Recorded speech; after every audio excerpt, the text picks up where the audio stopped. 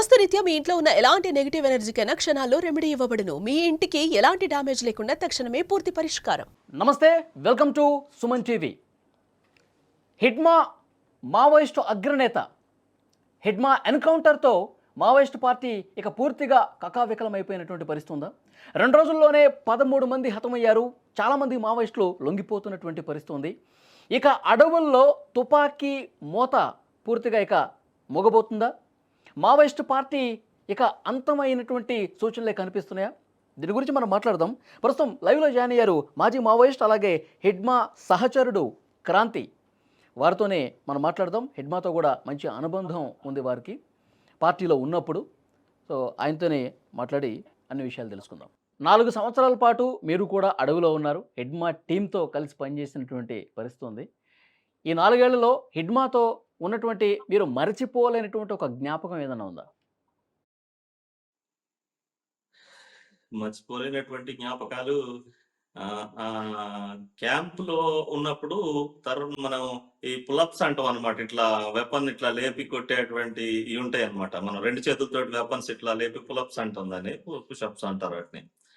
అది చేసేటప్పుడు ఇడుమ 1500 ఇలా కొట్టేవాడు. 100? ఇలా 1500 కొట్టేవాడు. ఆహా! అసలు మేము 300, 200 తోటే మేము అవుట్ అయిపోయేవాళ్ళం. అట్లా ఒక ఎస్ఎల్ఆర్‌ని ఇట్లా లేపి 1500 సార్లు కిందికి మీదికి పులప్ చేసేటువంటి మనిషిని నేను ఆయన్నే చూసా.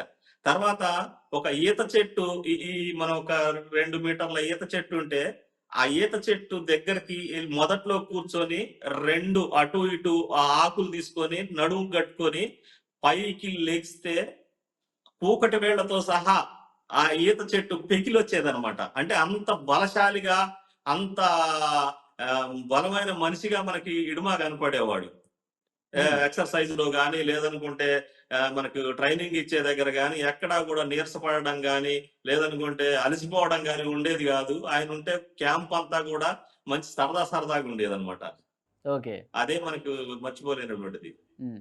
సార్, ఇప్పుడు ఈ వెపన్స్ ఏవైతే ఉన్నాయో, ఈ గన్స్ ఏవైతే ఉన్నాయో అవి మామూలుగా ఎట్లా వచ్చేవి సార్?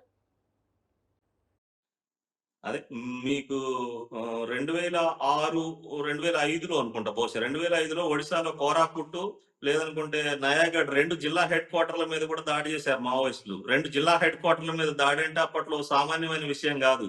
ఒక్కొక్క దగ్గర వేల కొద్ది తుపాకులు తీసుకొని వచ్చారు ఆ రైడ్లో. ఆ తర్వాత ఛత్తీస్‌గఢ్‌లో చాలా క్యాంపుల మీద రైడ్లు చేశారు, అంబుషులు చేశారు. మన ఎడమ మనం చెప్పుకునేటువంటి పరిస్థితులు ఉన్నాయి. ఆయన జరిగినటువంటి దాడులలో కూడా 70 మంది, 60 మంది, 20 మంది, 24 మంది అంటే అంబుషులు పెట్టినప్పుడు, మాటులేసినప్పుడు చనిపోయినటువంటి పోలీసుల దగ్గర నుంచి, మందు పాత్రలు పేల్చిన తర్వాత వచ్చినటువంటి చనిపోయినటువంటి బాడీల దగ్గర నుంచి, వాళ్ళ దగ్గర నుంచి తీసుకొచ్చినటువంటి వెపన్సే వాళ్ళ మావోయిస్ట్ పార్టీ దగ్గర ఉన్నాయి. ప్రత్యేకంగా కొనుగోలు చేసినటువంటి వెపన్స్ ఎక్కడా కూడా మావోయిస్ట్ పార్టీ దగ్గర లేవు సార్. ఓకే. అంటే పెద్ద మొత్తంలో నగదు కూడా అడవిలో దాచిపెట్టారని కూడా ఒక చర్చ వినిపిస్తా ఉంది సార్. నిజమేనది? అంటే పార్టీకైతే ఆ నగదుతో బంగారం కూడా పెద్ద ఎత్తున కొనుగోలు చేశారని. మనం సరే ఇది ఎంతవరకు నిజం అనేది మనకు కొన్ని ఉదాహరణలు కూడా ఉన్నాయి. అంటే మనకి పార్టీ అవసరాల కోసం ఫండింగ్ వస్తా ఉంటది. జనరల్ గా పెట్టుబడిదారుల దగ్గరనో, లేకపోతే ఆ ప్రాంతంలో ఉన్నటువంటి ప్రజల దగ్గరనో ఎంతో కొంత కలెక్ట్ చేస్తా ఉంటారు. కలెక్ట్ చేసిందంతా కూడా మరి కొంచెం అంటే పెద్ద మొత్తంలో ఉంటే ముందు అవసరాల కోసం ముందు కేంద్ర పార్టీ కావచ్చు, అక్కడ ఉన్నటువంటి రాష్ట్ర పార్టీ కావచ్చు, నిల్వలు ఉంచుకునేటువంటి పరిస్థితి అయితే ఉంటది. ఇది నిజమే. కాకపోతే అది మనకు సారా కాంట్రాక్టర్లు ఉన్నప్పుడు తెలంగాణ ప్రాంతంలో రూ. 100, రూ. 50 కాగితాలు పెద్ద మొత్తంలో వచ్చినప్పుడు వీటినన్నిటిని డంప్ చేసినా కూడా మళ్ళీ అంటే ఖరాబ్ అయ్యేటువంటి పరిస్థితి ఉండేది. వర్షానికో ఇంకొక దానికో మొత్తం చెమ్మ వచ్చేసి ఖరాబ్ అయ్యేటువంటి పరిస్థితి ఉన్నప్పుడు అప్పుడున్నటువంటి పార్టీ ఏం చేసిందంటే దీన్ని బంగారంగా మారిస్తే బెటర్ అని చెప్పి బిస్కెట్లు తయారు చేసి ఒక 2, 3 డంపుల్లో పెట్టారు. ఆ 2, 3 డంపుల్లో పెట్టినటువంటి వాళ్ళు కూడా చనిపోవడంతో అదే మనం ఛత్తీస్‌గఢ్ లో కూడా వాళ్ళ పార్టీ అవసరాల నిమిత్తం ఎక్కడైనా పెడితే పెట్టుండొచ్చేమో సార్. పైసలదేముంది, మన అవసరాలు పార్టీ అవసరాల కోసం దాచిపెట్టి పెట్టుండొచ్చు. పైసలు కావచ్చు, బంగారం కావచ్చు. అంటే ఎక్కువ పెద్ద మొత్తంలో పైసలు ఉన్నప్పుడు ఖరాబ్ అయితాయి అనుకుంటే బంగారం రూపంలో కూడా వాటిని దాచిపెట్టిన సందర్భాలు ఉన్నాయి. అంటే చాలా మంది బినామీలు కూడా ఉన్నారు మావోయిస్టులకి. వీళ్ళు దోచుకున్న సొమ్మంతా కూడా బినామీల దగ్గర పెద్ద ఎత్తున వందల కోట్ల రూపాయలు దాచిపెట్టారు. అవసరాల నిమిత్తం అక్కడి నుంచి తీసుకుంటూ ఉంటారని కూడా ఒక చర్చ ఉంది. అంతేనా? అట్లాంటి పరిస్థితి అయితే మనం ఎప్పుడు చూడలేదు సార్ మనం. అది మనం బయట ఎవరెవరన్నా దాన్ని దుష్ప్రచారం చేయడం లాంటిది ఏదన్నా ఉంటే చెప్పలేం గానీ, పార్టీ అవసరాలు, పార్టీకొచ్చినటువంటి ఫండ్ అంతా గూడా అక్కడే అంటే వాళ్ళ వాళ్ళ పరిధిలోనే డంప్ జేస్తారు. డంప్ జేసి ఎప్పుడు అవసరాలు ఏ అవసరాలొచ్చినా గూడా ఆ డంపులో నుంచి తీసేసి ఖర్చు చేసేటువంటి పద్ధతయితే మావోయిస్ట్ పార్టీకుంది. అది ఇప్పుడు గాదు. ఏ ప్రో పార్టీకైనా గూడా ఆ రకమైనటువంటి పరిస్థితే ఉంది. ముఖ్యంగా మావోయిస్ట్ పార్టీకి మనకు బయట అంటే ఏదైతే మనం ఇప్పుడున్నటువంటి బయటెక్కడా కూడా నిర్మాణాలు లేవు పార్టీకి. ఏదున్నా కూడా లోపల వ్యవహారాలే ఉన్నాయి తప్ప బయటెక్కడా పార్టీ లేదు. బయట వ్యక్తుల దగ్గర డబ్బులు దాచినటువంటి సందర్భాలు లేవు. Okay. Sir final question sir Hidma గురించి. మీరు ఇంతకుముందు చెప్పారు గన్నుని 1500 సార్లు ఇట్లా పైకి లేపి కిందకి దించుతా ఉంటాడు. చాలా బలంగా ఉంటాడు అని చెప్పారు. తర్వాత ఆ ఈత యెస్. చెట్టుని కింద రూట్స్ నుంచి కూడా పెకిలించేసినటువంటి బలశాలి అని చెప్తా ఉంటారు. అసల అవును. అడవిలో ఏంటి సార్?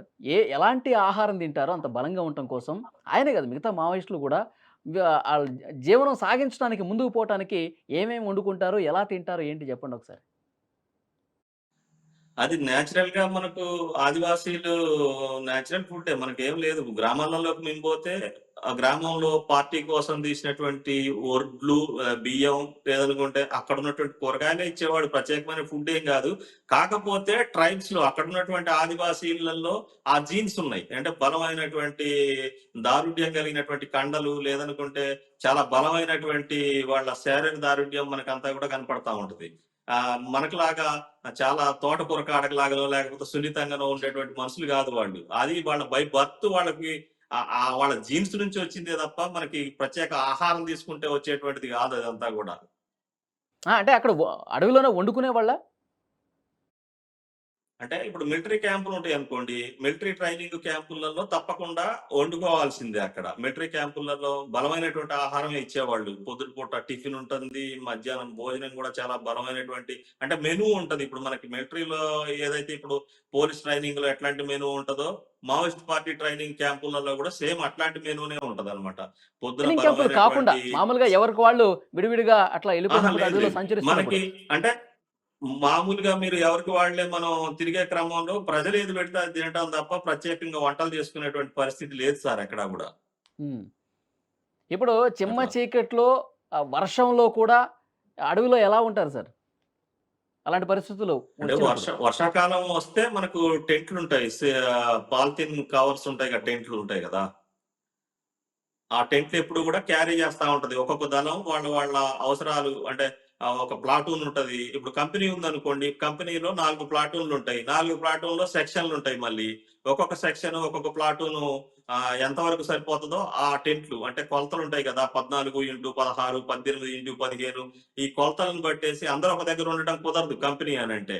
కాబట్టి ఒక 5-6 టెంట్లు వేరే వేరే మనకి ఎట్నుంచి ఫైరింగ్ అయితే ఎట్లా ఎదుర్కోగలుగుతాం అని చెప్పి అట్లా కవర్ చేసుకొని మిగతా ప్రాంతాలన్నీ గూడా కవర్ అయ్యేలాగా ఒకవేళ ఫైరింగ్ అయితే కూడా చాకచక్యంగా తప్పించుకునేలాగా వాళ్ళ టెంట్ల నిర్మాణం ఉంటది. టెంట్లు ఎప్పుడు కూడా వర్షాకాలం క్యారీ చేస్తారు సార్. మిగతా కాలాల్లో ఎప్పుడు కూడా మనం టెంట్లు క్యారీ చేసింది లేదు.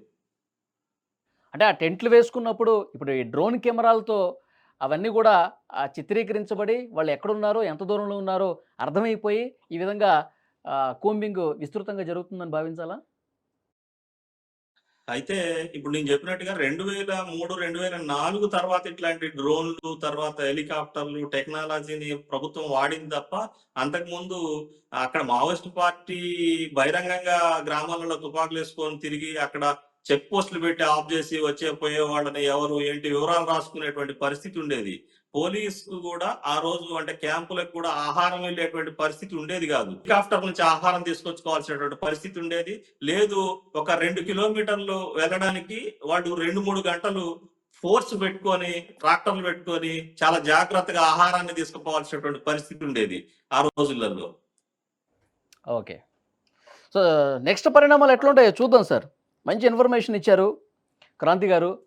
ఇప్పుడు హిడ్మా మృతి తర్వాత పూర్తిగా మావోయిస్టు పార్టీ పతనం వైపు వెళుతుంది అని చెప్పి చర్చ వినిపిస్తున్నటువంటి ఈ సమయంలో వచ్చే సంవత్సరం 2026 మార్చి 31 కల్లా అడవుల్లో అసలు తుపాకీ మూత వినిపించకూడదు, మావో రహిత భారతే మా సంకల్పం అంటూ కేంద్ర ప్రభుత్వం సీరియస్గా అడుగులు ముందుకేస్తున్నటువంటి ఈ తరుణంలో నెక్స్ట్ పరిణామాలు ఎట్లా ఉంటాయి ఏంటన్నది కూడా రాబోయే భవిష్యత్తులో తేలుతుంది. మళ్ళీ ఒకసారి మనం మాట్లాడదాం. Thank you very much Kranti garu. Thank you sir, thank you.